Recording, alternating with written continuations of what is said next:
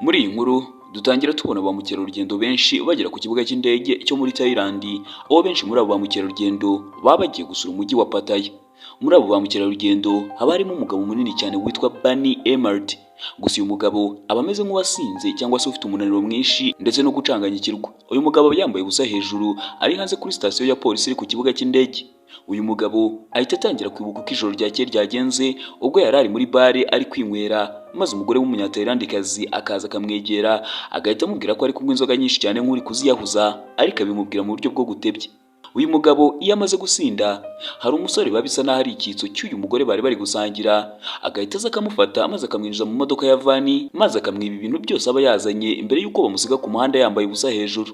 Muri aka kanya Bani ari gukina n'akana gato cyane k'agakobwa, ari nako ategereje kuvugana n'umupolisi w'umwofisiye kugira ngo bavugane ku kirego aba yarayatanze cy'uko yarayibwe ijoro ryakeye.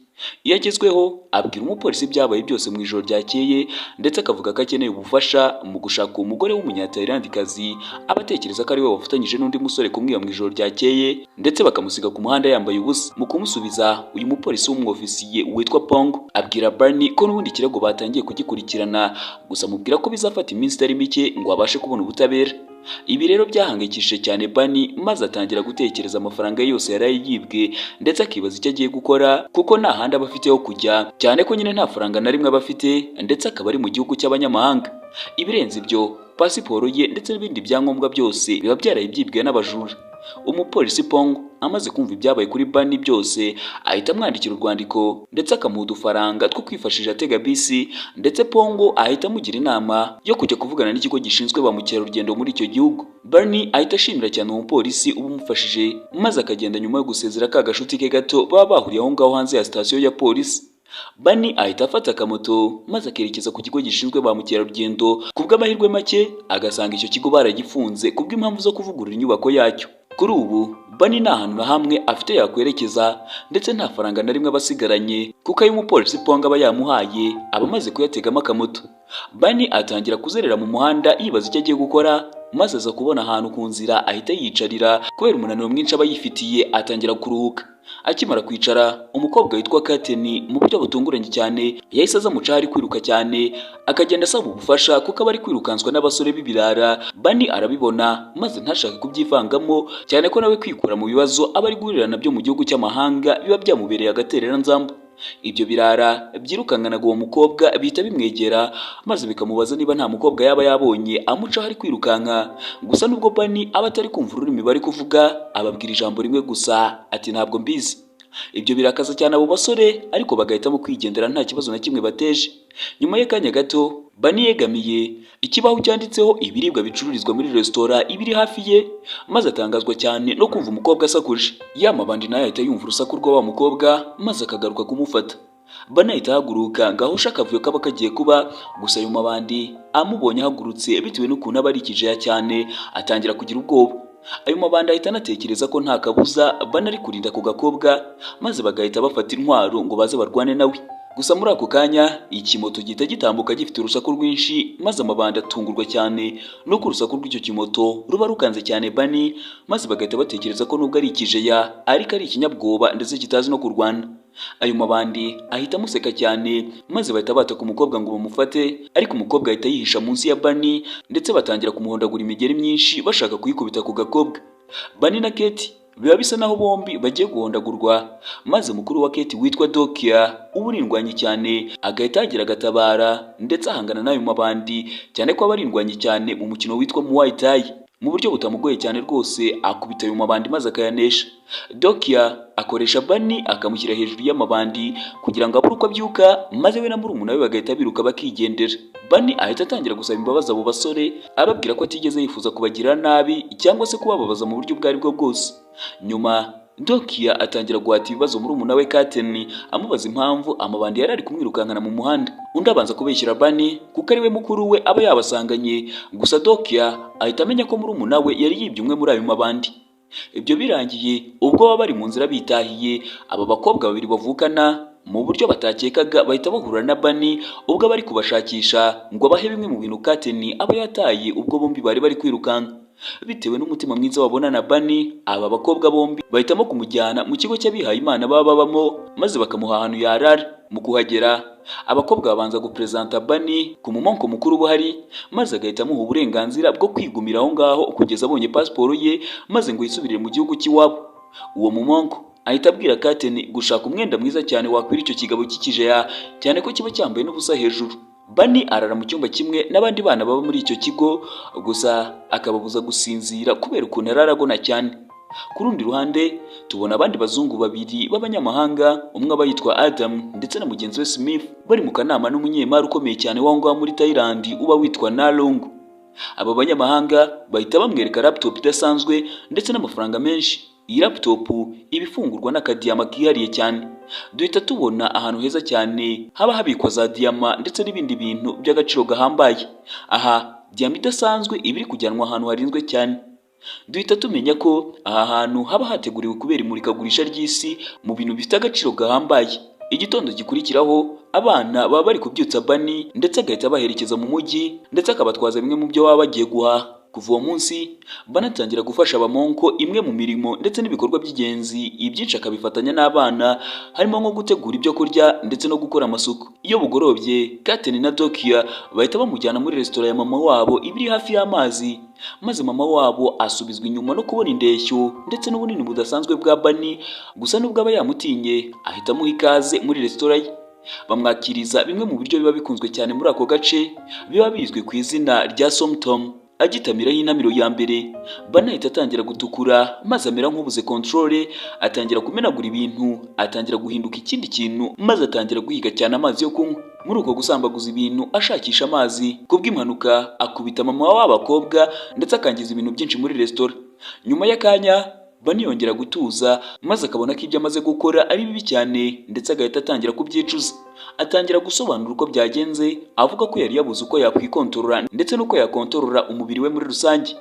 Ahita abasezeranya ko agiye gukora ibishoboka byose, ariko yongera asa n'ibintu byose yangije muri resitora y'abandi. Kateni ahita agira igitekerezo cyo kwigisha Bani kurwana, maze akajya arwana muri club maze bakabona amafaranga. Icyo gitekerezo Kateni agisangiza mukuru we Dokia maze akemera kumutoza kurwana. Kuva uwo munsi Dokia atangira gutoza Bani umukino wo kurwana witwa Muay Thai wo muri Thailand, ndetse akanamwigisha amatekinike menshi atandukanye, ndetse amwigisha ukuntu yarwana n'umuntu muto. Gusa Bani biramugora cyane kuko aba ari munini cyane mu buryo budasanzwe, ndetse arwana n'agahungu gatoya maze kakamukubita mu buryo bworoshye cyane. Gukubitwa n'agahungu gato biramubabaza cyane maze agatangira kwicuza impamvu yaje muri Thailand, ndetse akavuga ko yaje muri Pattaya City aje kwitike yari yatomboye muri tombora, ndetse ku munsi wa mbere agahita yibwa ibye byose. Ibyo bikaba byamubabaje cyane. Nyuma y'akanya ku mateleviziyo hatangira guca amakuru y'ubujura bwa diyama y'agaciro gahambaye iba yibwe muri yanzu twabonye ibikwamo. Duhita tumenya ko uwitwa Nalong, Adam ndetse na Smith aribo bihishe inyuma y'ubwo bujura, ndetse bahita batsimba diyama babibye muri ya laptop yabo idasanzwe, maze bagatangira kuganira ku mupango bagiye gukurikizaho, harimo kujyana iyo mari ahantu hitwa Brani kugira ngo bahabwe amafaranga, kuko baba bafite indi minsi mike muri Thailand mbere y'uko bajyana diyama bibye. Iyo minsi yose bahitamo kuyimara bayishimishamo. Duhita tubona Kateni ari kumwe na Bani bari gutembera mu muhanda, maze Bani akabona umukobwa bigeze guhurira muri bare maze akamwiba, ahita amwirukankaho, maze Kateni nawe akamwiruka inyuma bakurikiye. Muri uko kwiruka umupolisi witwa Pong nawe ahita babona ari kuri moto, maze nawe atangira kubakurikira. Bani akomeza gukurikira umukobwa wamwibye paka bageza aho umukobwa aba yihisha, maze ahasanga amapasiporo menshi baba baribye. Kuko abadashaka kugira ibyagateza yicisha bugufi, maze agasaba bahasanze kumuha pasiporo ye yonyine maze akigendera. Gusa abajura bahita bamwataka, ariko nanone kubw'amahirwe Pong ahita ahagera kuko abarindwanye cyane, atangira kurwana nabo maze arabakubita cyane umwe kuri umwe. Kateni nawe ajya mu mapasiporo yose abari aho ngaho, maze abasha kubonamo pasiporo ya Bani, ariko mu ibanga rikomeye cyane ahita ayitsimba muri bage yanga kuyimwereka. Ibyo birangiye abavandimwe Kateni na Dokia baba bicaye bari kuganira bibaza icyo bagomba gukora kugira ngo babone amafaranga yo gufasha mama wabo gusana resitora ye ibiherutse kwangizwa na Bani. Muri uko kuganira bunguka igitekerezo, maze Kateni yegera mama wabo amusaba ko yaha uruhushya mukuru we Dokia akazajya kubyina imbyino za Muay Thai mu gitaramo kiba cyenda kuba, kuko byarashobokaga cyane ko bakurayo amafaranga. Gusa nubwo bamubeshya ibyo, baba bapanze ko Tokyo azajya gukina imikino yo kurwana kugira ngo babashe kubona amafaranga, kuko mama wabo baba bamubeshye ko ari ukubyina gusa, arabemerera ndetse akabaha uruhushya. Umunsi ukurikiraho Kateni, Dokia ndetse baherekejwe na Bani bajya ahantu haba habera imirwano, maze begera ushinzwe gutegura amarushanwa yo kurwana witwa Yongo, bamusaba ko Tokyo yahabwa umukino nawe akarwana. Kubw'amahirwe na ya mabandi aba yaribye diyama bose baba baje kureba imirwano. Bidatinze umurwano wa Dokia barawuteguje, gusa igiteye ubwoba nuko bari bagiye guhangana ari umugabo, ndetse rwose biba bigaragara ko uwo murwano utanyuze mu mucyo.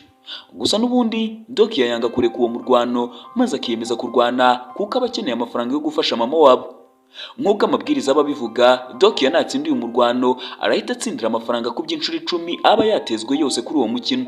Bidatinze umurwano uratangira, maze Dokia atangira kwerekana ko afite ubuhanga mu mirwanire. Muri raundi ya kabiri y'umurwano, uyu mugabo ubuhanganye na Dokia ahisha icyuma muri ga aba yambaye, maze agakata Dokia akamukomeretsa mu isura. Umurwano urakomeza ndetse Dokia akomeza kwihagararaho cyane nubwo aba yazengereye cyane. Gusa uwo babahanganye akoresha amanyanga cyane akamwiba, akajya mwiba rwose. Gusa nubwo amwiba, Dokia akomeza kwihagararaho kugeza kubisa uwo babahanganye, maze bikarangira ari we wegukanye intsinzi.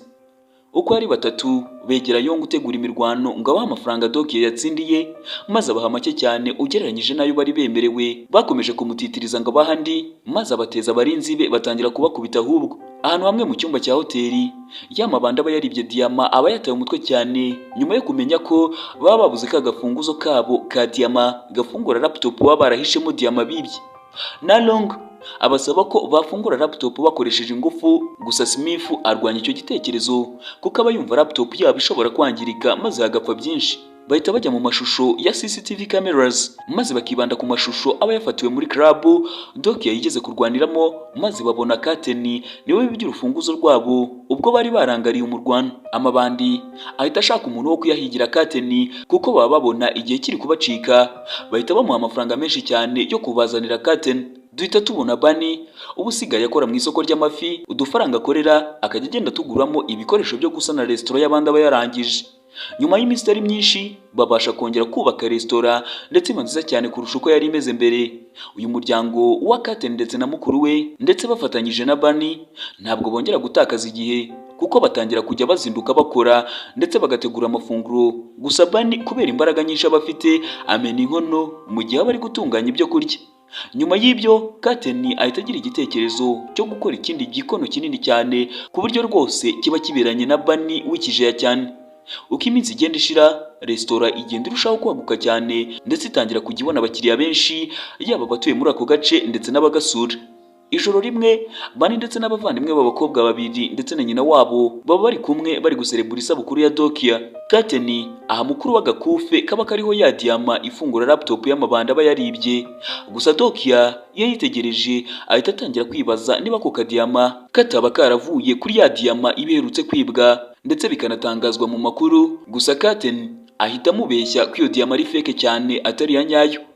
Umunsi ukurikiraho Bani abari kumwe na Kateni ndetse na Dokia bari gutembera mu muhanda, maze imodoka ya Van iraza ihita bitambika, maze havamo abasore bahita babafata bose barabajyana. Bahita babageza ku bantu bibye diyama, maze batangira kubahata ibibazo bababaza aho akadiyama kabo gafungura laptop kari. Nyuma y'akanya Adamu ahita abona ko gafunguzo mu ijosi rya Dokia akambaye, maze agahita kamukuraho.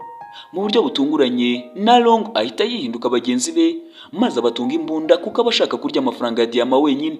Kubera umujinya wo kugambanirwa, Adamu atuma Dokia asakuza kugira ngo abashe kwasama, maze ajugunya ka kadiyama mu kanwa ke. Ubwo amabandi aba yasubiranyemo ari kurwana, Dokia abasha kwirwanaho maze akirukanga akabacika. Na Long ahita yohereza abakozi be kumushakishiriza hasi kubura hejuru. Na Long ategeka abakozi be guhita bica Bani ndetse na Kateni.